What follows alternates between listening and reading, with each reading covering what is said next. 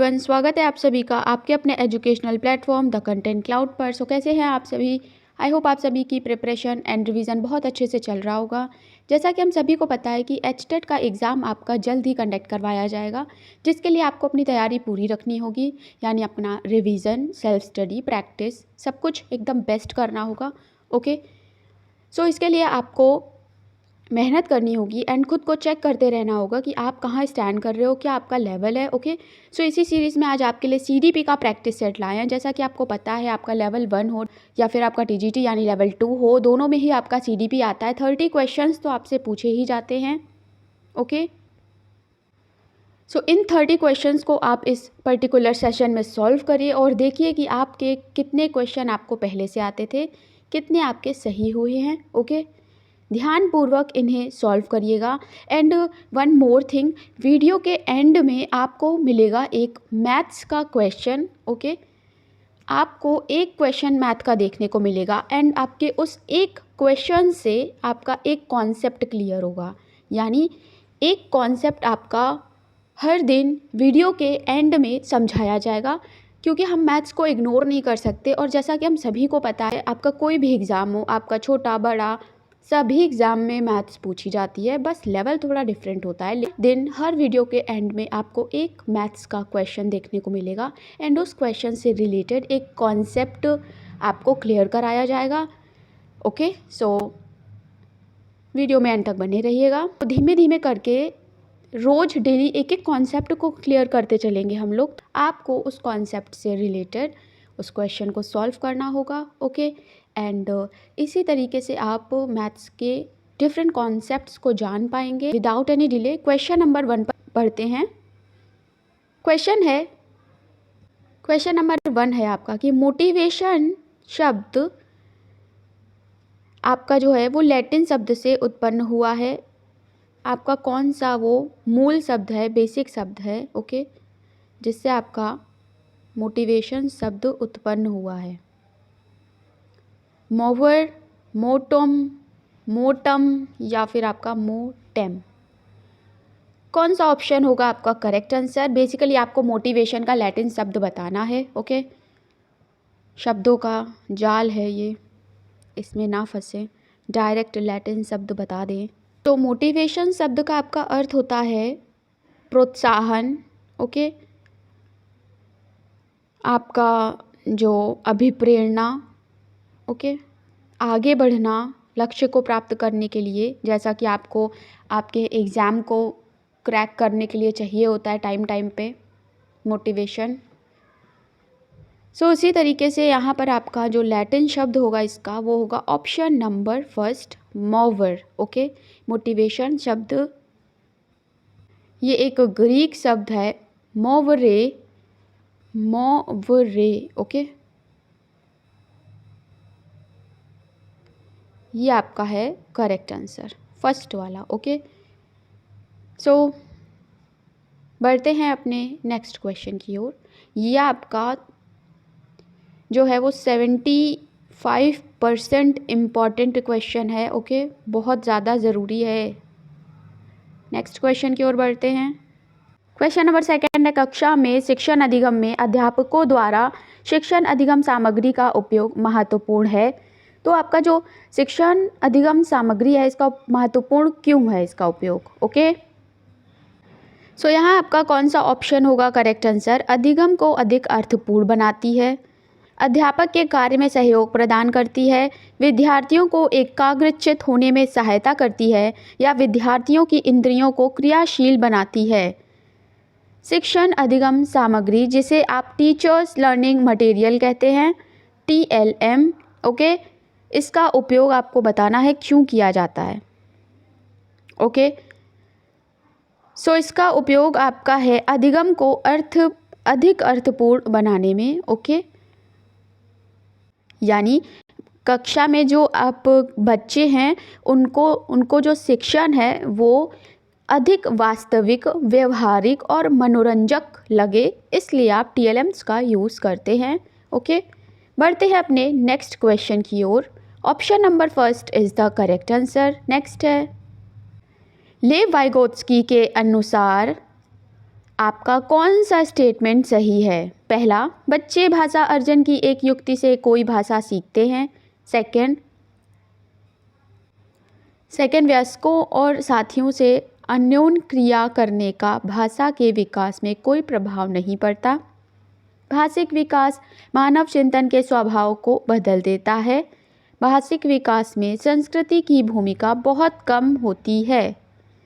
लेव वाइगोत्स्की के अकॉर्डिंग कौन सा स्टेटमेंट आपका परफेक्ट है, करेक्ट है? अगर लेव वाइगोत्स्की की बात करें तो ये आपके रूसी मनोवैज्ञानिक थे, ओके, जिनका मानना था कि सामाजिक संपर्क में विकास में महत्वपूर्ण भूमिका निभाते हैं। ओके, सामाजिक संपर्क जो हैं वो विकास में अधिक महत्वपूर्ण भूमिका निभाते हैं। ओके, नेक्स्ट, इसमें थर्ड ऑप्शन जो है, भाषिक विकास मानव चिंतन के स्वभाव को बदल देता है, ये आपका करेक्ट आंसर हो जाएगा। बढ़ते हैं अपने नेक्स्ट क्वेश्चन की ओर। क्वेश्चन नंबर 4, छात्र केंद्रित शिक्षण का अर्थ क्या है? छात्र केंद्रित शिक्षण का अर्थ क्या है? हर छात्र की ज़रूरतों का ख्याल रखना, छात्रों को जो कुछ भी पसंद है उसे करने दें, सभी छात्रों को मुफ्त शिक्षा दें, शिक्षण में छात्रों का पूरा सहयोग लें। कौन सा ऑप्शन आपका करेक्ट आंसर हो जाएगा? ओके, सीटेट के आंसर की आपकी ऑलरेडी आ चुकी है। ओके, ऑफिशियल आंसर की आपने आई होप चेक कर ली होगी और आपका स्कोर अच्छा आ रहा होगा। ओके, अगर आपका स्कोर अच्छा नहीं आया है तो कोई बात नहीं, आप अपने इस एचटेट के एग्ज़ाम पर फोकस करिए, यह आपका और भी अच्छा हो जाएगा। ओके, यहाँ पर जो फर्स्ट ऑप्शन है, हर छात्रों की मतलब एवरी स्टूडेंट जो है क्लास का, उसका ख्याल रखना, उनकी ज़रूरतों का ख्याल रखना। ओके, और जैसा कि छात्र केंद्रित शिक्षण जो होता है वो छात्रों की आवश्यकता, हितों पर केंद्रित है। पाठ्यक्रम के जो डिज़ाइन है, पाठ्यक्रम सामग्री हैं, इन सभी पे फोकस रहता है कि बच्चे को कोई प्रॉब्लम ना हो, उन्हें जो शिक्षा है वो आसानी से वो ग्रहण कर पाएँ। ओके, छात्र केंद्रित शिक्षण जो है वो ज्ञान के निर्माण में छात्र की सक्रिय भागीदारी को संदर्भित करता है। ओके, आपका फर्स्ट ऑप्शन करेक्ट होगा। नेक्स्ट है, क्वेश्चन है, डैश समावेशन का मूल सिद्धांत है?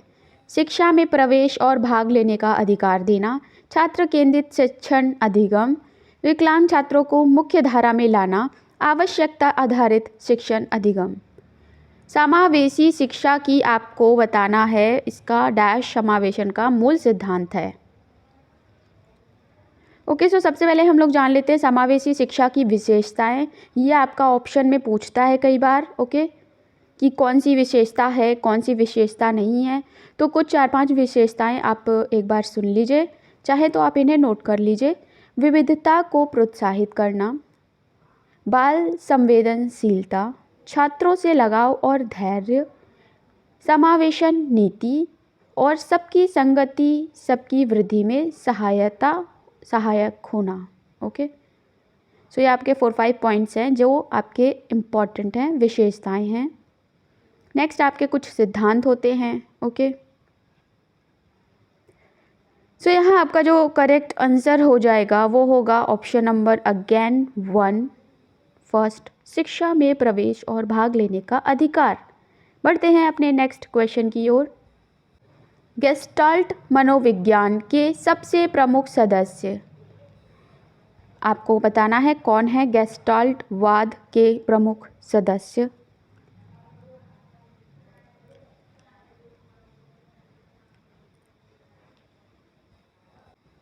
यहाँ पर जो ऑल वाला ऑप्शन है, ऑप्शन नंबर 4, ये करेक्ट हो जाएगा। बढ़ते हैं अपने नेक्स्ट क्वेश्चन की ओर। निम्नलिखित में से कौन सा कथन किसी व्यक्ति के मानसिक स्वास्थ्य को सबसे अच्छा दिखाता है? पूर्ण अभिव्यक्ति, सामंजस्य और लक्ष्य दिशा, मानसिक विकारों का अभाव, व्यक्तित्व विकारों से मुक्त, या फिर ये सभी। यहाँ पर आपका जो 4th ऑप्शन है वो करेक्ट हो जाएगा, ऑप्शन नंबर 4, ये सभी। बढ़ते नेक्स्ट क्वेश्चन की ओर। सूक्ष्म शिक्षण एक डैश है? मौखिक तकनीकी, सतत अनुकरण तकनीकी, चिंतनशील तकनीक, या फिर समूह तकनीक। ओके, सो आपको बताना है सूक्ष्म शिक्षण क्या है। तो सूक्ष्म शिक्षण आपका एक छोटा शिक्षण है जिसमें एक शिक्षक एक छोटी अवधि के लिए छात्रों को एक छोटे समूह में एक छोटा पाठ पढ़ाते हैं। ओके, और ये शिक्षकों में शिक्षण कौशल के विकास के लिए जो सूक्ष्म शिक्षण है इसे अधिक प्रभावी माना गया है। करेक्ट हो जाएगा सेकंड ऑप्शन, सतत अनुकरण तकनीकी। नेक्स्ट है, ये सारे ही क्वेश्चन आपके बहुत ही सिलेक्टेड हैं, बहुत ही इंपॉर्टेंट हैं। ओके, एक भी क्वेश्चन को स्किप या मिस ना करिएगा। नेक्स्ट है, क्वेश्चन नंबर 9 है, हम में होने वाले अवांछनीय लक्षणों को दूसरे पर आरोपित करना इस प्रकार का रक्षात्मक प्रतिक्रिया है। ओके, तो ये जो आपके रक्षा तंत्र हैं ये सिगमंड फ्राइड द्वारा दिए गए रक्षा तंत्र हैं। ओके, 10 to 11 रक्षा तंत्र आपके इम्पॉर्टेंट है जो आपको इस तरीके से ऑप्शन में देकर आपसे पूछे जाते हैं। तो दूसरों पर आरोपित करना ये जो क्रिया है या ये जो आपका प्रॉपर्टी है ये किस तंत्र से रिलेटेड है। ओके, तादात्म्यकरण, प्रक्षेपण, विस्थापन या प्रतिगमन। सो ये आपकी रिलेटेड है प्रक्षेपण से। ओके, प्रक्षेपण अर्थात दूसरों पर अस्वीकार व्यवहार करना। ओके, इन्होंने अपनी बेटी यानी अपनी डॉटर पर जिसका नाम आपका अन्ना फ्रायड था उस पर इन्होंने ये एक्सपेरिमेंट किया और फिर कुछ तंत्र संदर्भित किए। ओके, सो जैसे आपकी तादात्म्यकरण हो गया, प्रक्षेपण हो गया, विस्थापन अर्थात किसी और पर निराशा या आवेगों को बाहर निकालना। ओके, प्रतिगमन, तो प्रतिगमन का अर्थ हो गया आपका विकास के एक पुराने चरण पर लौटना। ओके, इसी तरह आपका होता है दमन, अस्वीकार, उत्तेजना निर्माण।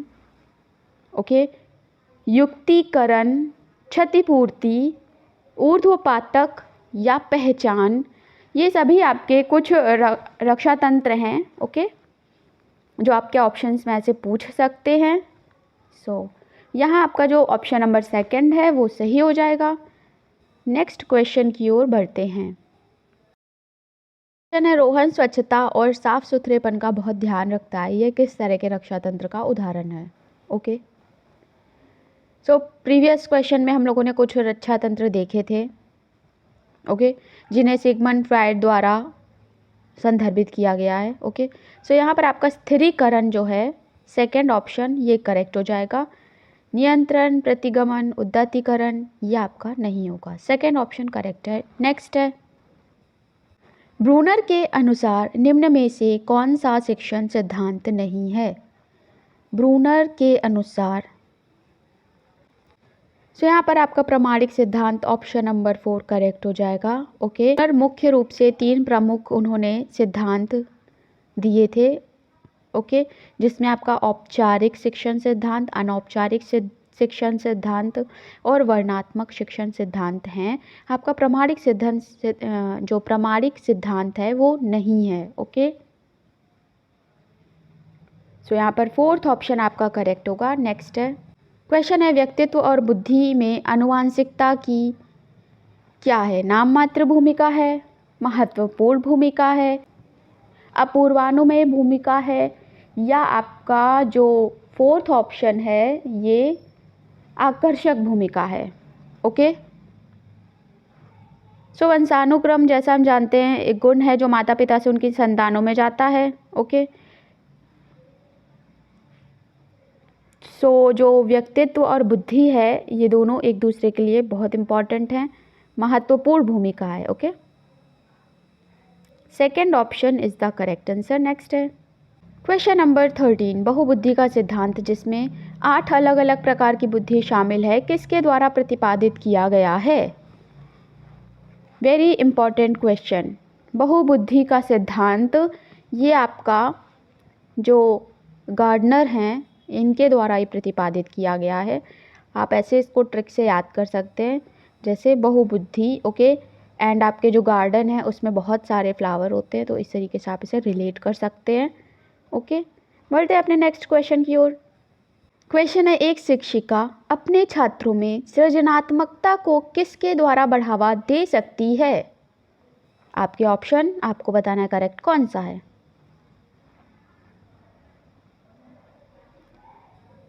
सो यहाँ पर फर्स्ट ऑप्शन हो जाएगा कई विचारों और सहज ज्ञान युक्त अनुमानों को प्रोत्साहित करना।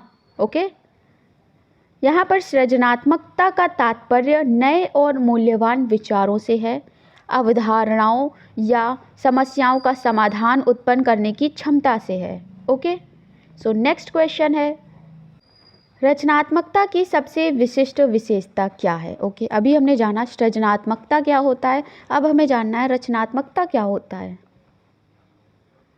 सो रचनात्मकता आपका एक संज्ञानात्मक और मनोवैज्ञानिक घटना है जिसमें नए और मूल विचार, अवधारणाओं का समाधानों की श्रृंखला शामिल होती है। ओके, कुछ हटकर सोचने की बेसिकली जो पैटर्न है ये आपका क्रिएटिविटी के अंतर्गत आता है।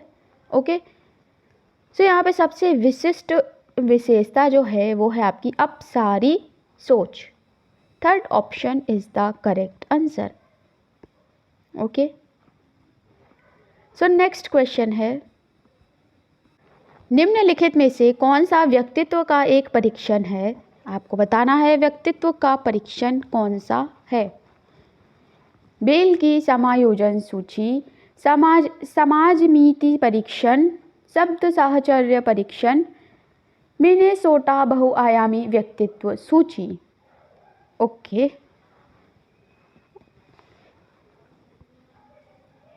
व्यक्तित्व के विभिन्न प्रकार के परीक्षण होते हैं जिसमें आपका जो शब्द साहचर्य परीक्षण है ये आपका उनमें से एक है, यानी third option is the correct answer. Next है क्वेश्चन नंबर 17, बाल विकास के पहलू में डैश शामिल है?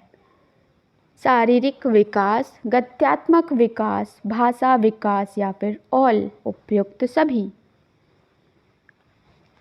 सो जैसा कि हम सभी जानते हैं आपका विकास एक व्यापक जीवन प्रक्रिया है। ओके, सभी प्रकार का विकास होता है जैसे बुद्धि का विकास। ओके, सो इस तरीके से आपका ये है एंड इसमें आपका ऑल शामिल है यानी सभी। Fourth option is the correct answer. Next है, उपलब्धि की प्रेरणा किससे संबंधित है? ओके, उपलब्धि की प्रेरणा किससे संबंधित है? व्यक्ति के ज्ञान से, व्यक्ति की अभिवृद्धि से, व्यक्ति के अनुभव से या व्यक्ति की आवश्यकता से?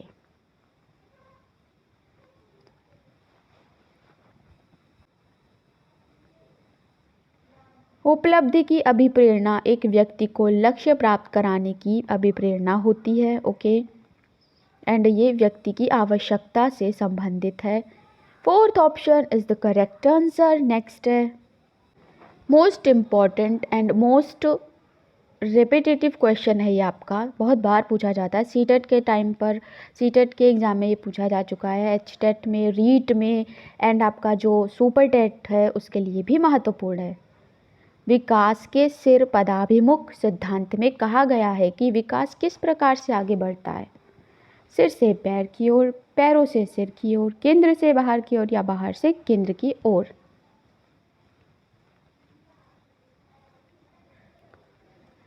ये सभी बच्चों में देखा जाता है कि जो विकास है वो सिर से पैर की ओर आपका होता है। इसका अर्थ है कि सिर और ऊपरी शरीर का विकास निचले शरीर से पहले हो जाता है। Okay, first option is the correct answer. Next है, स्किनर ने समीक्षा की कि सीखने की संभावना तब अधिक होती है जब सार्वजनिक घटनाओं या अवलोकनीय व्यवहार की व्याख्या करना, एक व्यवहार का अवलोकन प्रतिदर्श द्वारा किया जाता है, व्यवहार उत्तेजना के लिए एक प्रतिसाद प्रतिक्रिया बन जाता है, व्यवहार को एक इनाम या सजा के साथ प्रबलित किया जाता है। ओके, सो जैसा कि हम स्किनर के बारे में जानते हैं, ये आपके एक अमेरिकी मनोवैज्ञानिक थे। इन्होंने क्रिया प्रसूत अनुबंधन का सिद्धांत दिया। ऐसा कोई एग्ज़ाम नहीं है जिसमें स्किनर के बारे में पूछा ना जाए। ओके, सो यहाँ पर आपका जो ऑप्शन है, व्यवहार को एक इनाम या सजा के साथ प्रबलित किया जाता है।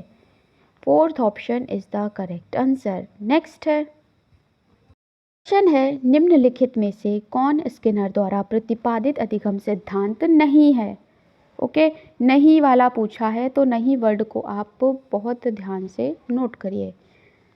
स्किनर ने आपका उद्दीपक प्रतिक्रिया संबंध और पुनर्बलन से संबंधित सिद्धांत दिया। ओके,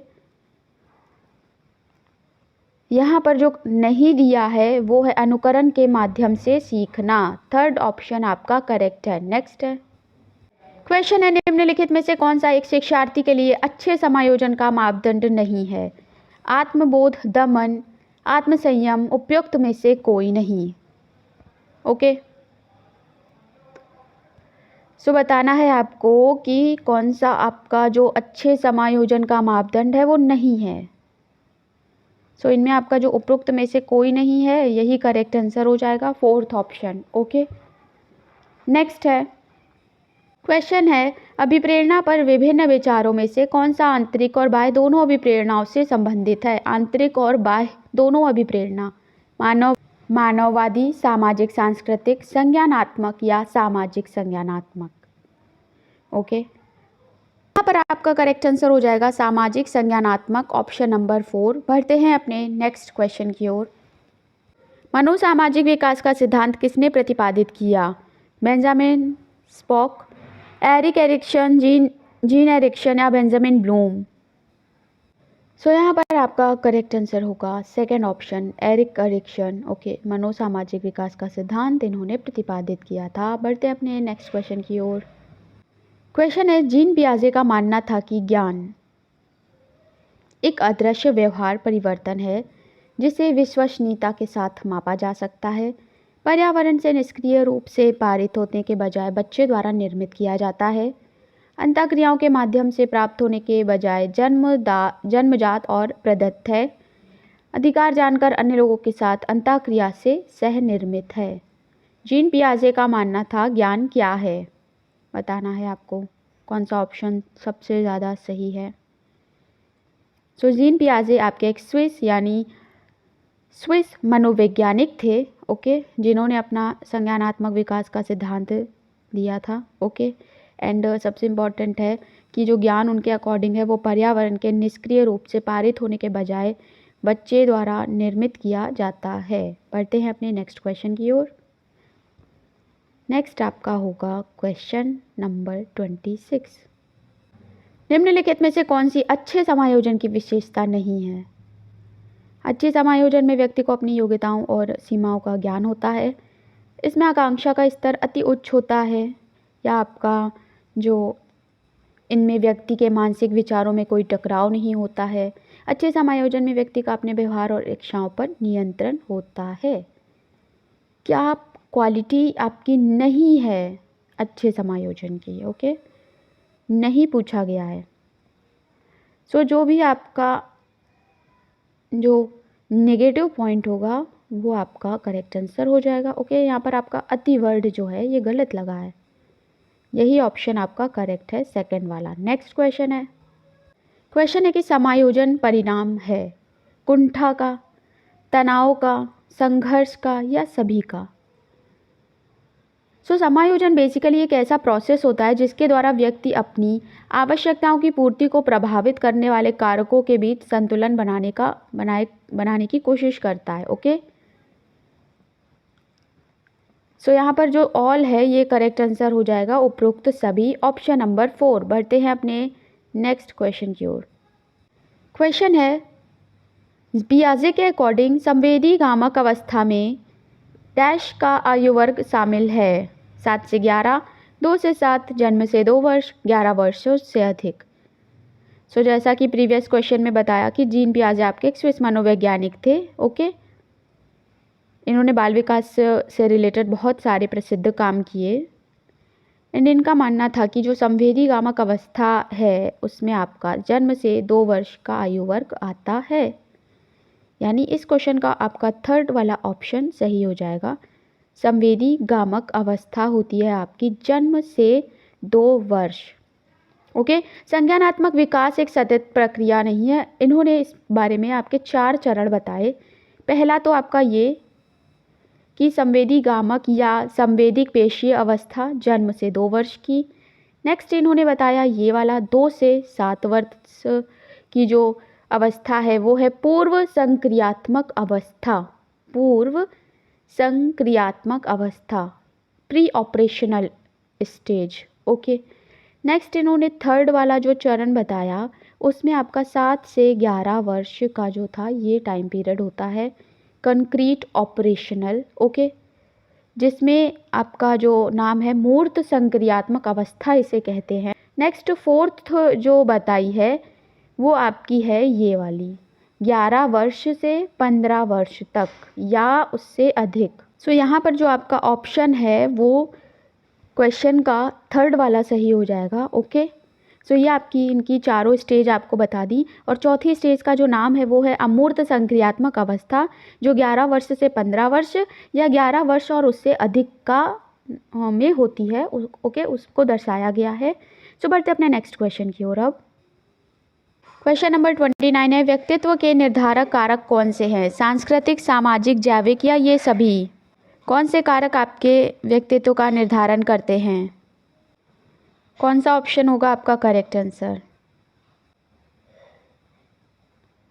सो यहाँ पर आपका ऑप्शन नंबर 4 ये सभी करेक्ट हो जाएगा। नेक्स्ट क्वेश्चन है, क्वेश्चन नंबर 30 है, मनोवैज्ञानिक विकास के निम्नलिखित चरणों में से कौन सा चरण बचपन में नहीं होता है? ओके, स्वायत्तता बनाम शर्म, विश्वास बनाम अविश्वास, अंतरंगता बनाम अलगाव, पहल बनाम अपराध बोध।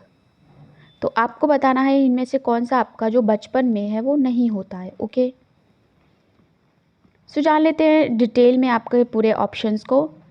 फोर्थ ऑप्शन की बात करें, आपका पहल बनाम अपराध बोध, ये आपका 3 से 6 वर्ष की आयु का टाइम पीरियड होता है। ओके, नेक्स्ट आपका है स्वायत्तता बनाम शर्म, तो ये आपका 1 से 3 वर्ष की आयु का टाइम पीरियड होता है।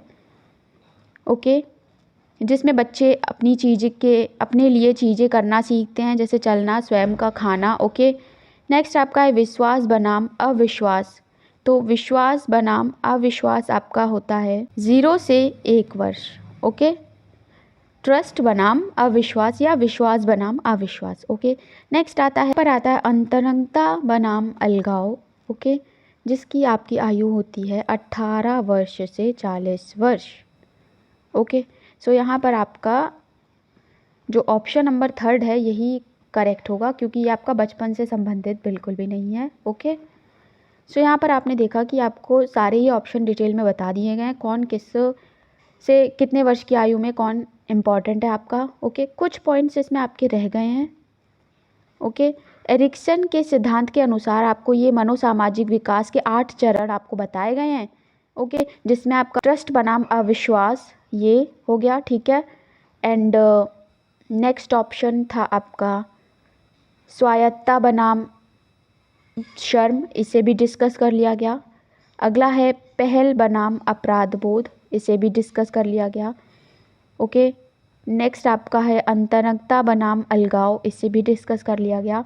आपका एक और स्टेज होती है जिसमें आपका होता है उद्योग बनाम हीनता, उद्योग बनाम हीनता। ओके, इसमें आपका प्राथमिक विद्यालय यानी 6 से 12 वर्ष के आयु इसमें काउंट होती है। ओके, नेक्स्ट आता है एक और स्टेज चरण पहचान बनाम भूमिका भ्रम, पहचान बनाम भूमिका भ्रम, यह आपके किशोरावस्था के अंतर्गत आता है। 12 से 18 वर्ष के जो है लोग वो इसमें आते हैं, ठीक है। जिसमें जो अपने मूल्य हैं उनको वे विश्वास लक्ष्य का पता लगाते हैं और किशोरों में पहचान की भावना विकसित होती है। ओके, सो ये कुछ 8 आपके चरण थे इम्पॉर्टेंट। करते हैं अपने नेक्स्ट इम्पॉर्टेंट कॉन्सेप्ट की ओर। ओके, आपका मैथ्स का एक कॉन्सेप्ट है, यानी एक क्वेश्चन है जिसे सॉल्व कैसे करना है उसका कॉन्सेप्ट आपको क्लियर कराया जाएगा। ओके, सो ये क्वेश्चन आपका नंबर सिस्टम से पूछा जाता है। ओके, एंड इस टाइप का एक क्वेश्चन आपका एग्जाम में ज़रूर आता है। ओके, सो क्वेश्चन आपके सामने है।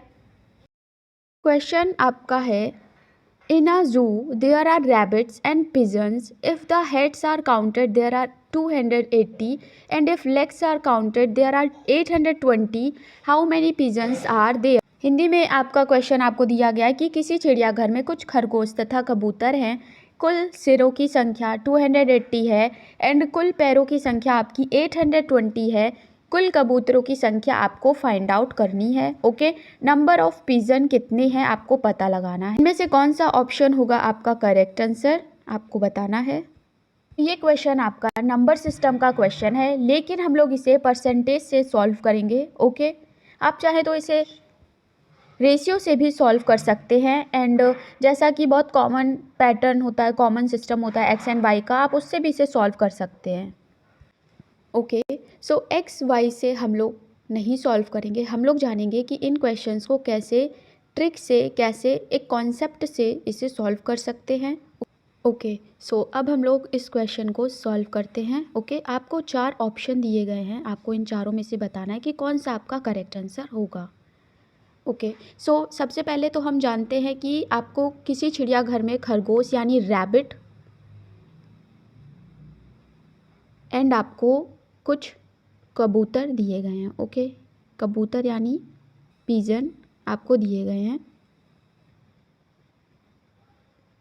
हेड्स आपको टोटल दिए गए हैं 280 एंड लेग्स आपको दिए गए हैं 820, यानी टोटल पैर आपके हैं 820 और टोटल जो सर हैं वो 280 हैं। ओके, सो अगर इस क्वेश्चन को हम लोग सर से सॉल्व करने की कोशिश करेंगे यानी हेड से, तो ये क्वेश्चन सॉल्व नहीं हो पाएगा, क्योंकि हमारे रैबिट का भी एक सर होता है और कबूतर यानी पिजन का भी एक सर होता है। ओके, सो इस क्वेश्चन को सॉल्व करने में हमें जो मदद करेंगे वो होंगे पैरों की संख्या यानी लेग्स। सो हम जानते हैं रैबिट के हमारे होते हैं 4 पैर और पिजन यानी कबूतर के होते हैं 2 पैर। क्या हम 4 को 2 + 2 लिख सकते हैं? ओके, लिख सकते हैं एंड पिजन यानी कबूतर का 2 ही पैर हो गया। ठीक है, सो यहाँ पर आपके ये जो 2 और 2 हैं ये दोनों में हैं, यानी 2 पैर तो हर एक जानवर का है ही। टोटल कितने एनिमल्स हैं जिनके आपके 2 पैर हैं?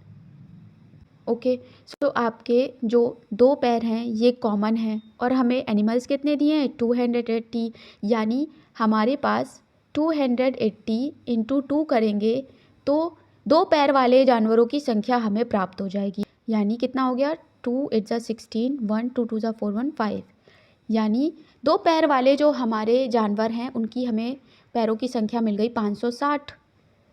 लेकिन हमें पैर दिए हैं 820, हमारी संख्या जो अभी तक मिली है वो 560। ये कितनी ज़्यादा है? ये ज़्यादा है आपकी 260। ये 260 ज़्यादा है। ये क्यों ज़्यादा है? क्योंकि हमारे अभी जो हमने काउंट करा था वो रैबिट और पिजन के 2 2 पैर काउंट करे थे। ये 2 पैर तो अभी एक्स्ट्रा है ना, इसलिए ये जो एक्स्ट्रा है यही 260 है। यानी 2 = 260 के, तो 1 = 260/2, यानी 2 पैर एक्स्ट्रा चाहिए हैं। तब हमने देखा कि हमारा एक खरगोश हो जाएगा, लेकिन जब 260 पैर चाहिए तो डिवाइड करने पे हमें मिलेगा कितना 130, एंड ये 130 होगा हमारा रैबिट्स की संख्या, यानी खरगोशों की संख्या हो गई आपकी 130। अब हमारे रैबिट्स पता चल गए और हमें टोटल दिए सर कितने 280, तो क्या हम 280 में से 130 को माइनस कर देंगे तो क्या कबूतर हमारे नहीं बचे ना? तो कबूतरों की संख्या हो जाएगी हमारी 150। ओके, सो आपने देखा कि कबूतरों की संख्या आपको प्राप्त हो गई 150, यानी थर्ड ऑप्शन आपका यहाँ पर करेक्ट आंसर हो गया है। ओके, सो एक बार हम लोग फिर से इस क्वेश्चन को समझते हैं और देखते हैं कि कैसे किया है सॉल्व इसको। ठीक है, सबसे पहले तो हमें कबूतर और पिजन 2 दिए गए थे। टोटल सर हमें दे दिए 280, पैरों की संख्या दे दी 820। ओके। सो 280 सर हैं और एक सर खरगोश का होता है और एक सर होता है आपका कबूतर का। तो इससे तो हमें पता चलने वाला नहीं है कि कितने हैं, लेकिन जो पैरों की संख्या है ये आपका डिफरेंट बता सकती है। तो इस तरीके से हम पैरों पर इस फोकस करेंगे। ओके, रैबिट के हो गए आपके 4 पैर, पिजन यानी कबूतर के हो गए 2 पैर। क्या हम 4 को 2 + 2 लिख सकते हैं? हाँ, लिख सकते हैं। ठीक है, अब देखें कि 2 पैर तो जानवर के हैं, तो इस तरीके से 280 जानवरों के अगर हम 2 पैर कॉमन कर लेते हैं तो हमारे टोटल 560 पैर हो गए। यहाँ पे हमारे तो 560 पैर हो गए, लेकिन हमें क्वेश्चन में दिया है 820 पैर, तो आपके कुछ ना कुछ पैर तो ज़्यादा हैं। ओके, 820 से 560 को जब घटाया तो जाना कि 260 पैर ज़्यादा हैं। अब ये ज़्यादा कैसे हैं? क्योंकि हमारे ये 2 पैर खरगोश के ज़्यादा हैं। ओके, तो एक बराबर यानी 2 पैर का आपका एक खरगोश हो जाएगा, तो 260 पैर से कितने खरगोश हो जाएंगे? तो यहाँ पर आपको डिवाइड करेंगे तो आपको पता चलेगा 130 खरगोश आपके हो गए। नंबर ऑफ़ रैबिट्स आपको पता चल गए, नंबर ऑफ़ कबूतर आप निकाल लेंगे। ओके, यानी टोटल 280 थे, 130 उसमें हो गए खरगोश, बचे हमारे कबूतर जिनकी संख्या हो गई 150। सो देखा आपने, इस क्वेश्चन से रिलेटेड आपने एक कॉन्सेप्ट आज सीखा कि कैसे इस टाइप के क्वेश्चंस को आपको सॉल्व करना है। सो आपके इस कॉन्सेप्ट से कई सारे और क्वेश्चन बन सकते हैं। ओके, बनते हैं एंड उन्हें सॉल्व भी इसी तरीके से किया जाता है। जैसे आपके कुछ जनसंख्या पे आधारित प्रश्न होते हैं, जैसे किसी शहर की जनसंख्या आपकी 6000 है एंड उसमें आपके कुछ महिला हैं और कुछ आपके पुरुष हैं, कुछ परसेंट उनका बढ़ जाता है, तो फिर आपको पुरुष और महिलाओं की संख्या बतानी होती है। तो इस तरीके से आपका कॉन्सेप्ट क्लियर होना चाहिए, क्वेश्चन आपका ऑटोमेटिक क्लियर हो जाता है, सॉल्व हो जाता है। ओके, फोकस आपका आंसर निकालने पे नहीं, कॉन्सेप्ट क्लियर करने पर होना चाहिए। सो देखा आपने आज एक कॉन्सेप्ट क्लियर किया है, आपको इससे रिलेटेड इसी टाइप के कुछ क्वेश्चंस और सॉल्व करेंगे, आपकी अच्छी प्रैक्टिस हो जाएगी। सो मिलते हैं अपने नेक्स्ट वीडियो में एक और कॉन्सेप्ट के साथ। एंड मैथ्स हमारे सभी एग्ज़ाम में इंपॉर्टेंट है, तो इसे हम इग्नोर नहीं कर सकते। ऐसे ही धीमे धीमे स्टेप वाइज हम लोग सीखेंगे। सो मिलते हैं नेक्स्ट वीडियो में। Thanks for watching.